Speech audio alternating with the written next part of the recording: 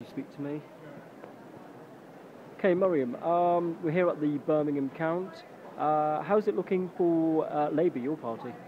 I think overall we're doing pretty strongly.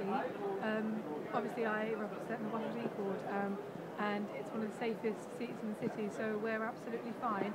But aside from that, I think the majority of the city is doing pretty well at the moment. Obviously, the boxes are still being emptied, so we're not entirely sure. But we've all got our eyes on sort of my own seat where I live, and that's the seat of Yardley, because obviously we've all worked really hard to try to win that over. Okay. Why do you think Labour does so well in Birmingham? I think it's because the people who live in Birmingham, well, those who obviously vote Labour, really strongly believe in the values that the Labour Party has. So people who are hard-working, who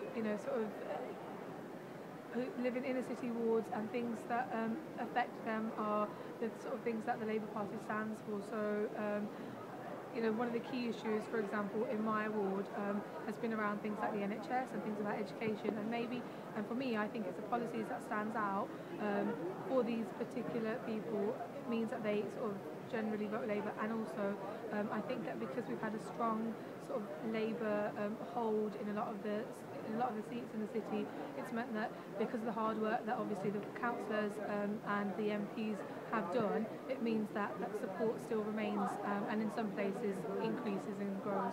There is some early indication at the moment that there's some fresh new Labour successes, namely Birmingham Yardley with Jess Phillips, as John Hemming has just pretty much conceded defeat.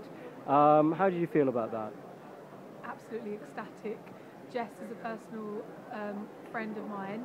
I've worked with her on the council for ever since I've been elected, and that's actually my area. So I live in Stetchford in Yardley, and I know that she's worked tremendously hard.